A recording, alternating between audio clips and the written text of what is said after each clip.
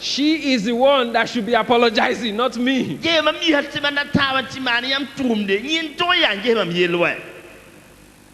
But I know when the Holy Spirit is speaking to me. So I got up from the bed. I took my pedicure set. And like Moses, you know, God told Moses to speak to the rock. But he smite it. So I went to her. Said, give me your leg.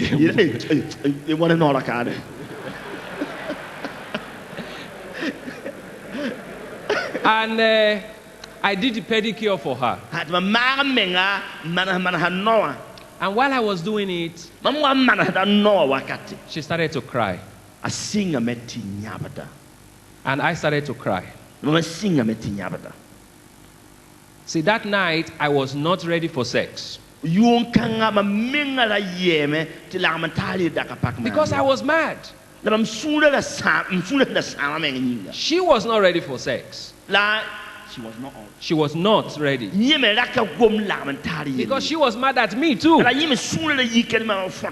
But because I listened to the Holy Spirit, the ice melted.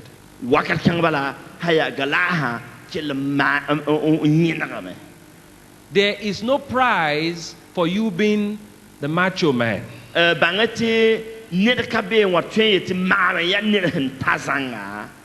Listen to the Holy Spirit within you. Guide your mind.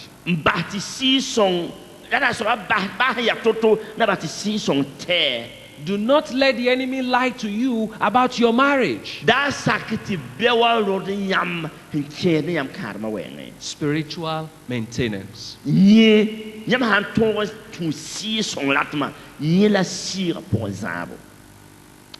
Men, pray over your spouses.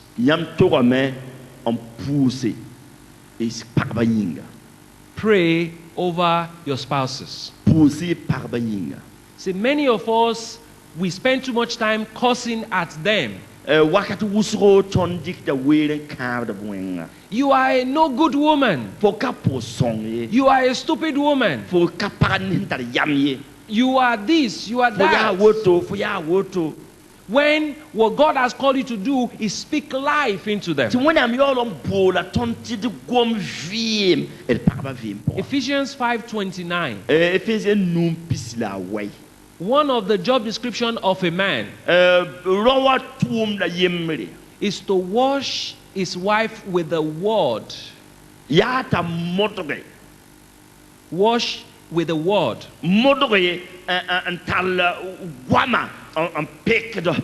Lay hands on her and said, it will be good with you.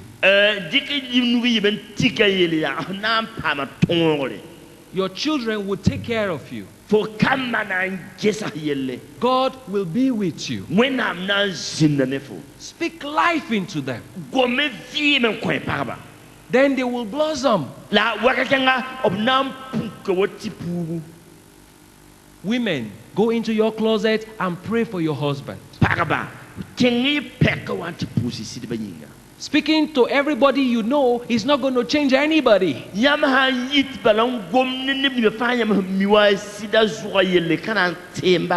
Complaining and crying is not going to help you.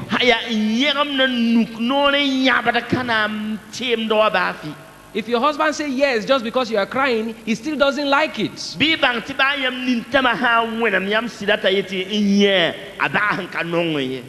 This is spiritual maintenance. Apart from being a spiritual creation, we are also an emotional creation. Everybody in this room have different hormones flowing through their body.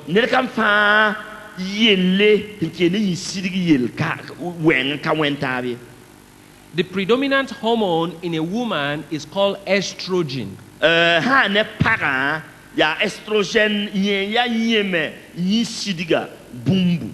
The predominant hormone in a man is called testosterone. Ha ne rowa yini ngabonam testosterone. And these hormones, they function differently. La bibanti ya bum nyona men man nin toni nyinua la tuma ya totori. They make us react to things differently. La ya bon kan kitide titoni yel manasma ya totori bum totori nyinga. When we get to sex, I will explain that further.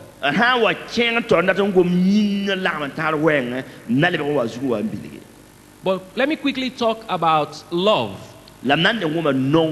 Because love is both emotional and also spiritual.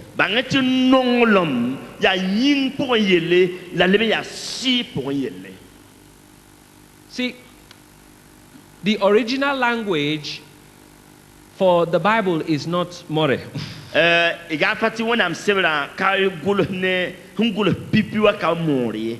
It's not French either.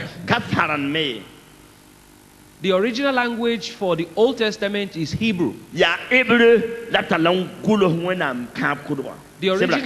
original language for the New Testament is Greek and some Aramaic. And in Greek, the Greek people have many words for love.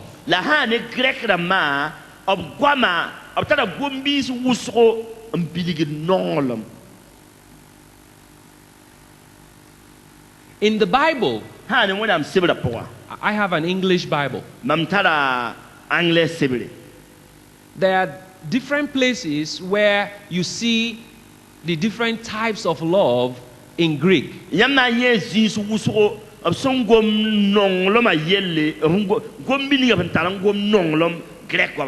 don't know if anybody in this room speaks the Greek language. I know 4 Greek words that is all translated to love in English. And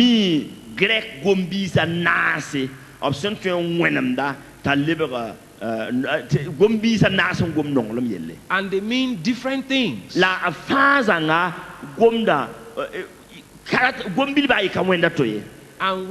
But the people translating to English, they translated all those Greek words into one word, love. Let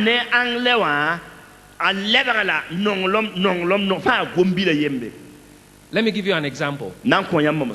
John chapter 21. Jesus went to Peter after resurrection. And he said to Peter, "Do you love me?" He says, Peter says, "I love you." Jesus said again, "Do you love me?" Peter said, "I love you." Then Jesus said again, "Do you love me?" Then the Bible said Peter got mad and said, "I love you." And then Jesus said, "Feed my sheep." If you read that in English, it has a different meaning from the original meaning.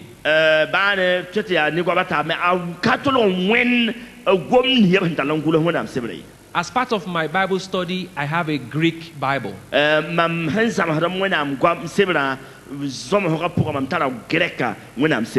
when I went to look at that thing, that translation in Greek, Jesus said, "Do you agape me?" Peter said, "I phileo you." Jesus said, "Do you agape me?" Peter said, "I phileo you." They're saying 2 different things. Then finally Jesus said, "Do you phileo me?" And then Peter said, "Lord, I phileo you." Now let me explain the Greek to you. In the Bible, there are 3 Greek words used.